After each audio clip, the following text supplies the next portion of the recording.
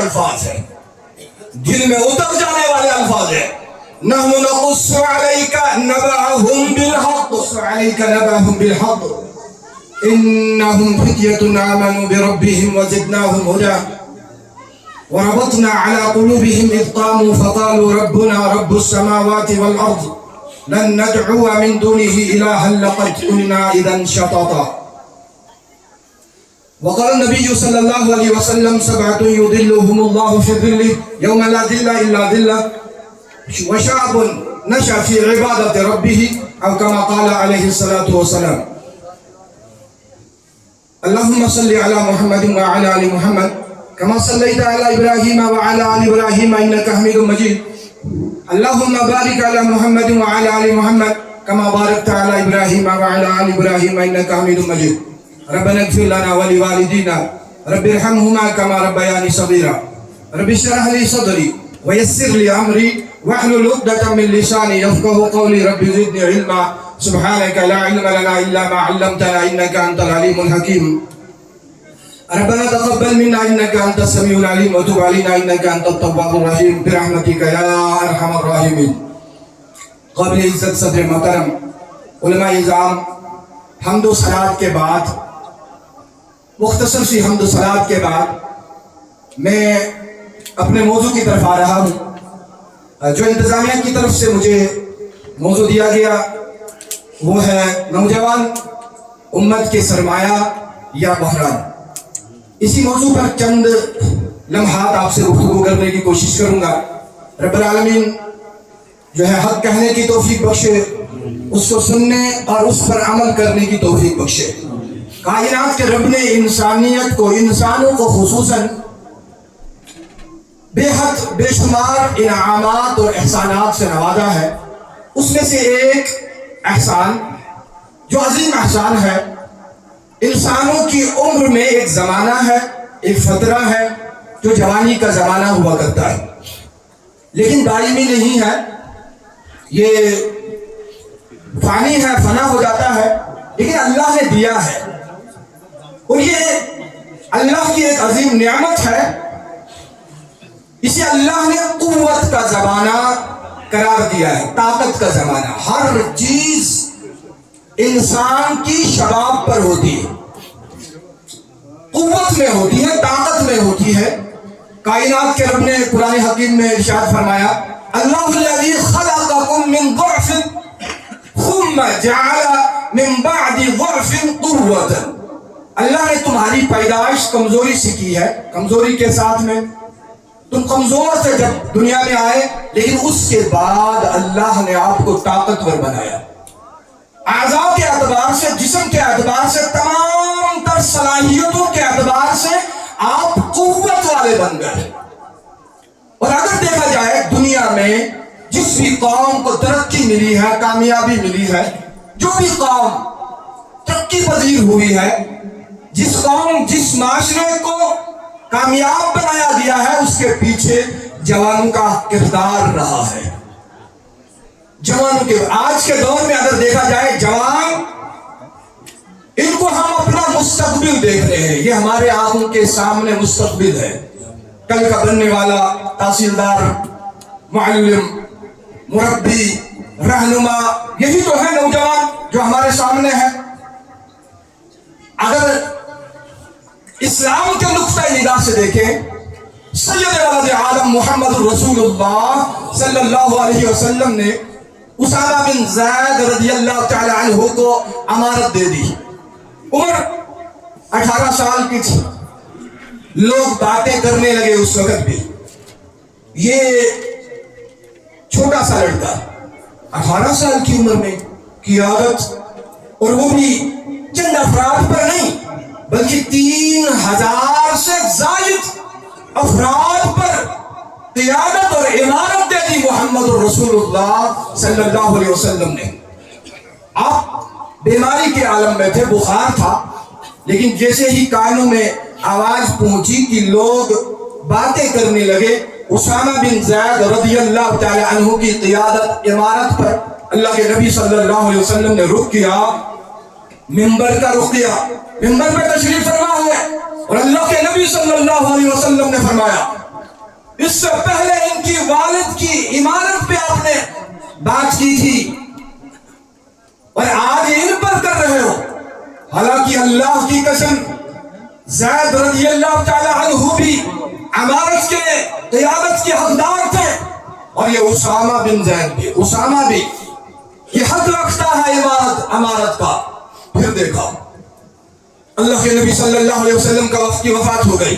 ابو بکر صدیق رضی اللہ تعالیٰ عنہ کی خلافت آئی. لوگوں نے مشورہ دیا روک دو اس لشکر کو. صدیق اکبر رضی اللہ تعالیٰ عنہ نے روکنے سے منع کر دیا. جس لشکر کو کائنات کے امام صلی اللہ علیہ وسلم نے مرتب کیا ہے, ترتیب دیا ہے, ابو بکر صدیق رضی اللہ تعالیٰ عنہ اس کو روکنے کے لیے تیار نہیں ہے, نہیں روکا. 3000 کلومیٹر کا سفر ان کی قیادت میں ہوا اور پھر رومیوں سے جنگ ہوئی. جنگ ہونے کے بعد فاتح ہوئے, فتح ملی اور پھر فاتح ہو کر کے واپس آئے. نوجوان تھا.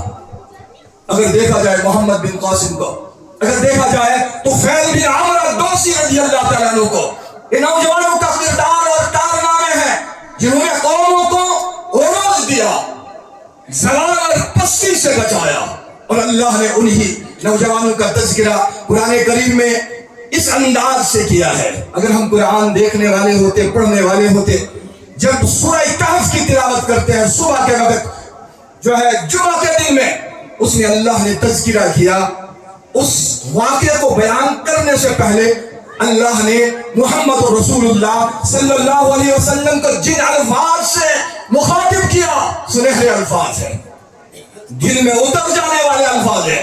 نحن نقص علیک نبأہم بالحق. اے میرے نبی صلی اللہ علیہ وسلم, ہم واقعہ بیان کر رہے ہیں, سچائی والا واقعہ ہے, اصحاب کہف کا واقعہ ہے, سچائی کے ساتھ میں. یہ جو کفار ہے, یہود ہے, نصارہ ہے, انہوں نے جو بات کر رہے ہیں تحریف شدہ ہے, اس میں کذب ہے, اس میں جھوٹ ہے. ہم بیان کر رہے ہیں انہم فتیۃ آمنوا.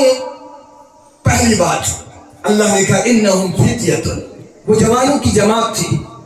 آمنوا بربہم, انہوں نے اپنے رب پر ایمان لایا. آمنوا باللہ کا تذکرہ نہیں ہے وہاں پہ, اللہ پر ایمان لایا نہیں. آمنوا بربہم, ایمان والے ہیں. نوجوانوں کو, ہم کو سب سے پہلے ایمان والا بننا ضروری ہے. اللہ کا فضل ہے, کرم ہے, عنایت ہے, ہم سب با ایمان ہیں, ایمان والے ہیں, اسی لیے مسجد میں آئے, صبح سے لے کے اب تک بیٹھے. ایمان ہے ہمیں, لیکن اس ایمان کی تازگی چاہیے. نقص دار ہے ایمان ہے ہمارا, عیب ہے اس میں, معصیت کی وجہ سے ہمارا ایمان ڈگمگا رہا ہے. اللہ نے قرآن حکیم میں ارشاد فرمایا یا ایھا الذین آمنوا آمنوا باللہ ورسولہ, اے ایمان والو اللہ پر اور اس کے رسول پر ایمان لاؤ. ایمان والے ہی ہے, اللہ پھر سے مخاطب ہے, اپنے ایمان کی تجدید کرو, حقیقی معنوں میں مومن بنو. جو حقیقت میں مومن بنتا ہے اسے کائنات کے رب کی ربوبیت کا علم ہوتا ہے, معرفت ہوتی ہے. جب ربوبیت کا علم ہو جائے اللہ کی طرف سے نصرت آ جاتی ہے. انہم فتیۃ آمنوا بربہم وزدناہم ہدی. سب سے پہلی بات یہ رب کی معرفت ہونا ہر ایک کے لیے ضروری ہے. اگر معرفت نہیں ہے تو عبادت رائے گاہ ہے. یہ توحید ربوبیت کا تذکرہ کائنات کے رب نے اس میں فرما دیا کہ نوجوانوں کو ضروری ہے, ہر ایک کو ضروری ہے, خصوصاً نوجوانوں کو. اللہ کی نصرت چاہتے ہو, فتح چاہتے ہو, کامیابی چاہتے ہو, دنیاوی اور زندگی میں بھی اور اخروی زندگی میں بھی کامیابی چاہتے ہو, تو اللہ کی ربوبیت کو پہچانو.